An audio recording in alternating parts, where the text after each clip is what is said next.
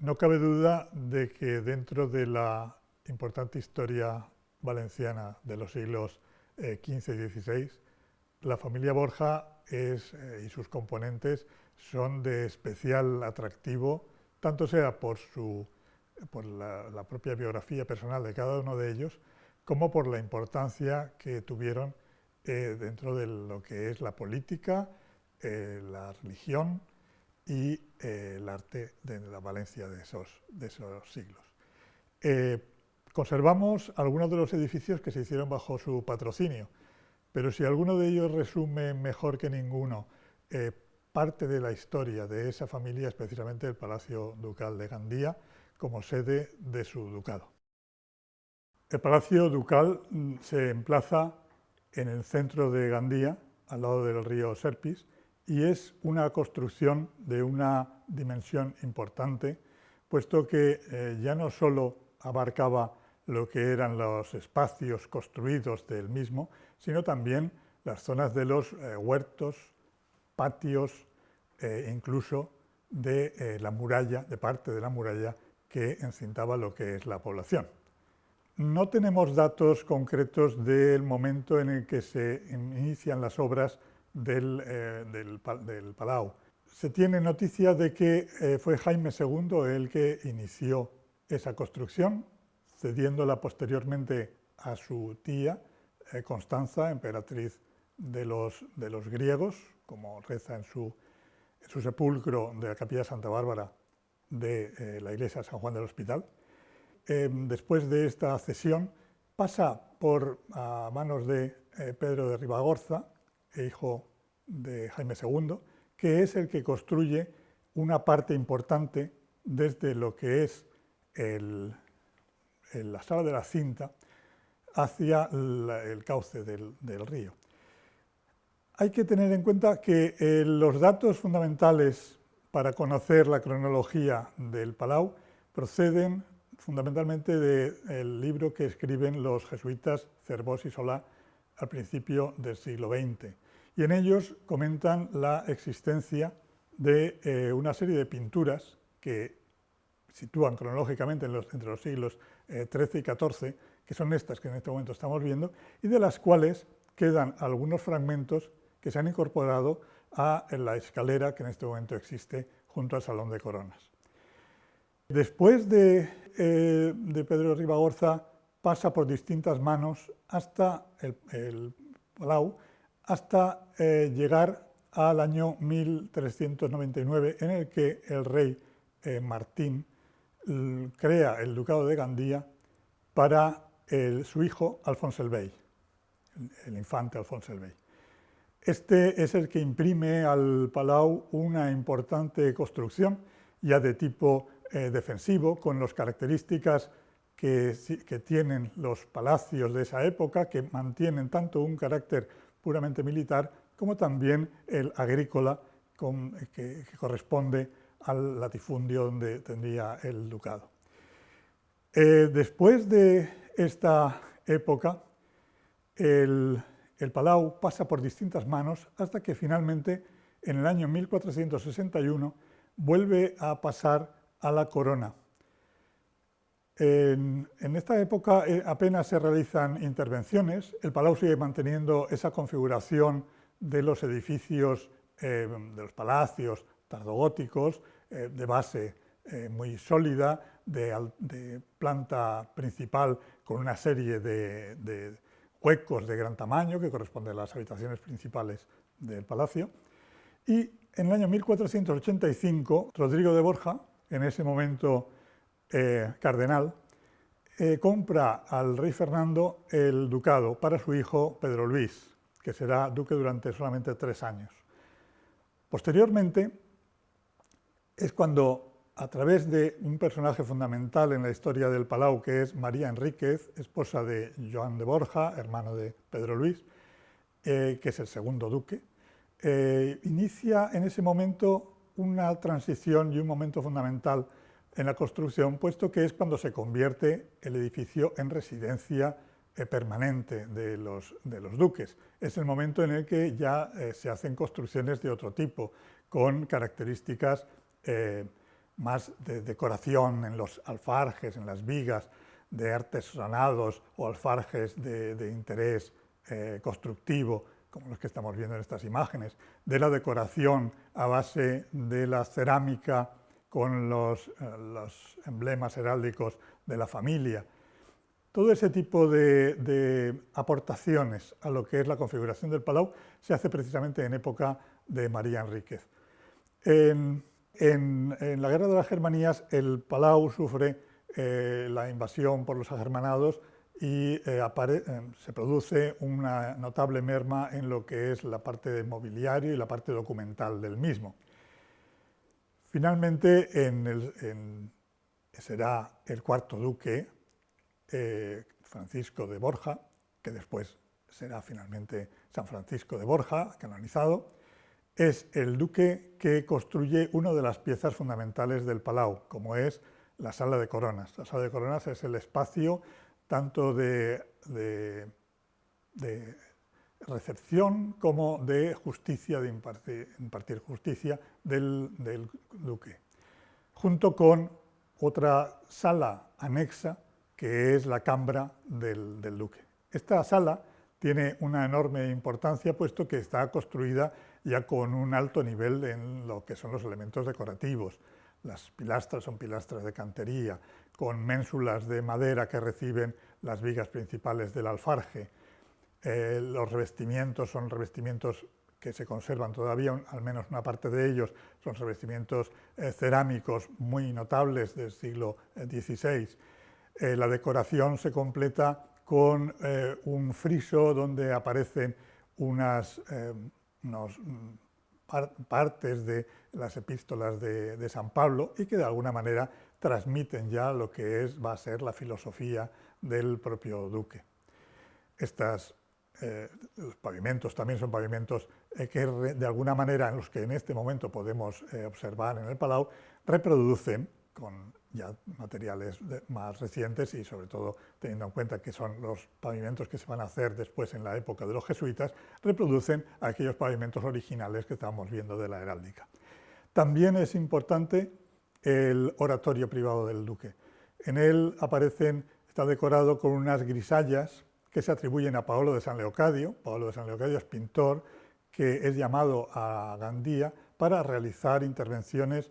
ya no solo estas que estamos viendo en el Palau, sino también las de la propia capilla del mismo y en la colegiata de Gandía. El duque vive en el palacio de manera intermitente hasta 1550, en que marcha a Roma para hacerse jesuita. Su sucesor, Carlos, al casarse con Magdalena de Centelles, unifica tanto lo que es el ducado de Gandía con el condado de Oliva. A esta época pertenece la construcción, por ejemplo, de esta portada, que es la portada que da acceso al Palau desde lo que es el patio de la cisterna y que aparecen los escudos de las dos familias, la familia Borja y la familia Centelles. Pero además construye otra serie de elementos muy importantes, tanto desde el punto de vista funcional, como este aljibe, que construye, es un aljibe de una dimensión muy importante, que lo construye en la zona del jardín del propio palacio. Es un aljibe que suministraba, según las crónicas, hasta 80.000 cántaros de agua a la población. Y además de ello, la construcción de los jardines y por lo tanto ya con un criterio, jardines a la italiana, que de alguna manera suponen un cambio de mentalidad a lo que es ya una mentalidad más cortesana. En el siglo XVII se realizan una serie de reformas que fundamentalmente lo que hacen es modificar la imagen del palacio gótico, transformándola por ejemplo, en la modificación de los huecos de las ventanas ajimezadas, las ventanas de coronellas, que se transforman en ventanas de mayor dimensión, con balcones, como la que vemos en la fotografía, a la castellana, como dicen las crónicas. Esta transformación ya en el siglo XVII va a ser el preludio de lo que pasará después finalmente cuando desaparezca la familia Borja. Son transformaciones que afectan a todos los elementos del palacio, Por ejemplo, en este caso, la Sala de las Águilas, que es, después de todo, era el salón principal de la zona de estancia del Palau, y que se oculta lo que es el alfarje anterior del siglo XV y se construye una cornisa de yeso muy decorada, y el techo se cubre con un techo plano. También se acondicionan otra serie de las dependencias más domésticas del palacio, siempre transformándolas con un sistema que de alguna manera preludia el barroco. Y la obra fundamental de ese periodo es la que construye entre 1703 y 1716 el duque Pascual Francisco de Borja, como conmemoración de la canonización del duque, su antepasado. Esta es una construcción enormemente importante, puesto que obedece a unos cánones un poco diferentes de los que venían utilizándose en el Palau. Intervienen en ello importantes artistas, por ejemplo, en la decoración, Leonardo Julio Capuz, en las pinturas, Gaspar de la Huerta y Esteban Romaguera, en las pinturas que son pinturas sobre lienzo que van a cubrir los techos de las 5 estancias de las que se compone la Galería Dorada o obra nova, que es la que se dice en las crónicas.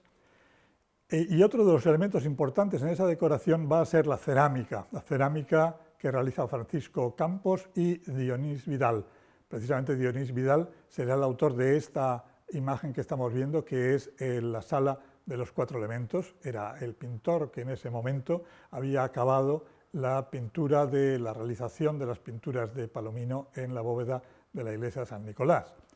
Son piezas cerámicas de muchísimo interés, y además también se renueva y se decora lo que es la fachada hacia el patio de la cisterna de la propia Galería Dorada. Como decía antes, la Galería Dorada tiene una importancia arquitectónica muy notable, puesto que bebe de las enfiladas barrocas que no corresponden tipológicamente a los palacios valencianos, sino más bien a los palacios franceses o italianos. En ellas juega una importancia enorme lo que es la perspectiva, lo que es la entrada de la luz y los efectos escenográficos. A partir de ese momento, el ducado decae y finalmente será el último duque, Luis Ignacio Francisco de Borja, fallece sin descendencia, pasa a su hermana la herencia, Ana Mariana de Borja, que también muere sin descendencia, y en ese momento pasa a la casa de los condes de Benavente y posteriormente a la casa de Osuna. Este cambio, que también es un cambio de la propia permanencia de los duques en el palacio, conlleva algunos cambios también notables en lo que es el uso del mismo. Por ejemplo, en un momento determinado el duque compra en 1690 una serie de bustos para decorar lo que es precisamente la Galería Dorada, y esos bustos permanecen en el Palau hasta finales del siglo XVIII, cuando el duque de Osuna se los lleva a Madrid y forman parte de la decoración de sus jardines de la Villa del Capricho en la ciudad de Madrid. Evidentemente, esa no presencia de los duques dentro de la Gandía lleva a la degradación del Palau. Parte del mismo se destinará a viviendas para personas sin recursos, con lo cual, evidentemente, se produce una degradación del mismo. El último duque de Osuna, de la dinastía en ese momento de los Osuna, que es Mariano Tellez, es un personaje también muy singular, que en un momento determinado, ya con unos problemas económicos muy notables, lo que hace es vender el Palau. Este plano que estamos viendo es precisamente de fecha ligeramente anterior a la venta del Palau. El Palau lo compran finalmente la Compañía de Jesús en 1890, con un fin claro: por una parte, el obtener el edificio donde había vivido uno de sus santos más preclaros, San Francisco de Borja, y convertirlo en un noviciado, en un colegio y en una residencia de los propios jesuitas. El Palau sufre en ese momento unas transformaciones muy importantes, puesto que esta imagen que estamos viendo en este momento corresponde a la planta anterior a la venta, 1888, como dice en el plano, y se van a producir las modificaciones que van a alterar, en unos casos van a alterar la configuración original para conseguir mayor número de dependencias, lógicamente, puesto que era, como he dicho antes, un noviciado, pero sin embargo tiene efectos muy positivos. El primero de ellos es evitar la desaparición del palacio, que en otro caso probablemente se hubiera derribado en su totalidad. También la desaparición de una serie de dependencias de menor interés que se habían construido incluso dentro de las salas principales, como por ejemplo en la sala de coronas, que estaba dividida en una serie de viviendas de pequeño tamaño. También en ese momento se producen una serie de intervenciones sustanciales en lo que es la forma que adquiere el Palau. Por ejemplo, la escalera del patio. La escalera del patio, en principio, era una escalera que se desarrollaba en un tramo recto. Sin embargo, después se modifica cuando se hacen las intervenciones que realiza el arquitecto Joaquín Arnau entre 1890, la fecha de la adquisición, en adelante, en la primera parte del siglo XX, en la que se modifica la escalera, indicando que han aparecido una serie de peldaños que indicarían una distribución, una disposición en ángulo recto y no lineal. Y después la construcción, la adaptación del Palau a ese noviciado. Eso hace que se construyan volúmenes pues, mucho mayores de los que existían anteriormente. En las fotos podemos ver la comparación de estas dos imágenes, donde evidentemente cambia ya no solo la proporción de los volúmenes y por lo tanto, por ejemplo, de los patios o de los jardines, sino también incluso el cómo se configuraba anteriormente, en el año 1887, la Galería Dorada, con una torre que pertenecía al sistema amurallado de la ciudad, y cómo se enrasa con las construcciones que se hacen para el colegio y el noviciado. Bueno, esas imágenes también nos muestran en algunos casos imágenes que todas ellas proceden del libro de Cervos y Solá que comentaba anteriormente.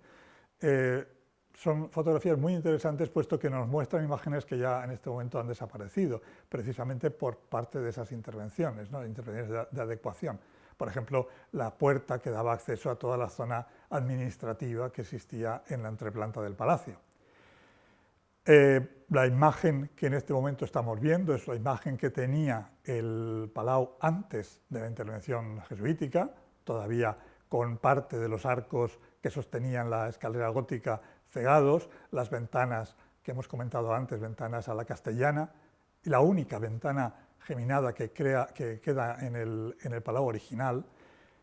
Y la intervención que se hace es fundamentalmente de carácter historicista. Ya los propios autores del libro indican y hacen referencia a las obras que en ese momento, también con el mismo carácter historicista, está haciendo Viollet-le-Duc en Francia. Sin embargo, cabe destacar que durante las obras de restauración se ha podido detectar algunos elementos interesantes, como por ejemplo el uso de materiales muy diferentes a los originales. Aquí las columnas que se realizan en las nuevas ventanas neogóticas que se realizan con elementos de fundición. Evidentemente, como he dicho antes, los jesuitas, la primera intervención que realizan es fundamentalmente para ensalzar la vida de San Francisco de Borja y por lo tanto lo que se hace es adecuar determinadas dependencias a capillas. Esta sería la capilla del Santo, que precede a la capilla del Nacimiento. Se realizan algunas otras piezas muy singulares, como es esta en lo que era la habitación, la Cambra del Duque, que ahora es una capilla del Santo Duque. Es una capilla que se hace con un estilo neogótico, incluso con algunos elementos que parecerían bizantinos más bien. La ornamentación es algo importante en ese momento, se hace una ornamentación muy abundante y muy importante, por ejemplo, en lo que es el oratorio del duque, a través de la creación de pavimentos de maderas traídas de las misiones que tenían los jesuitas en Asia, la decoración de la bóveda de este pequeño oratorio a través de piezas cerámicas normalmente de la Ceramo, de Valencia, o esa especie de escenificación que realiza el arquitecto Joaquín Arnau, por ejemplo, en la zona de la Capilla del Nacimiento. También, a final de los años, en los años veintitantos del siglo XX, se hace una capilla neogótica, también que de alguna manera sigue utilizando los recursos de la construcción de arcos de diafragma, es decir, siempre en la idea de una especie de imagen, como si dijéramos, de un palacio completo, de un palacio que perteneciera siempre a la misma época, cosa que evidentemente no había sucedido así, como hemos venido comentando. Los jesuitas también intentan que se realicen aportaciones al mismo, al palacio, para vestirlo, puesto que la gran parte de la decoración había desaparecido, como en este caso de la donación que hace la marquesa de Dos Aguas del alfarje del castillo de Algorfa en Albatera, palacio que se demolió completamente. Finalmente, comentar que en este momento el edificio tiene una ocupación por diferentes entidades. Por una parte está la residencia de los jesuitas, el colegio y la parte turística. A partir del año 2011, en el que se hace un plan director de usos e intervenciones, se hacen dos intervenciones importantes, una de ellas en la Galería Dorada, que he dicho antes que es quizá la pieza más notable de todo el Palau, donde se restauran ya no solo lo que es el volumen, las fachadas, sino también lo que es la decoración pictórica de los techos, de esos lienzos que comentaba antes. Posteriormente se ha realizado una intervención también muy importante en cuanto a su dimensión en el acondicionamiento de aquella planta tercera que en origen era la zona de habitación de los del servicio del Palau y que se habilita para su uso posterior como espacio museográfico. Esta incursión virtual que hemos hecho en el Palacio Ducal espero que les haya interesado y les invito a que puedan acceder y verlo en persona, puesto que estoy seguro que no les defraudará. Muchas gracias.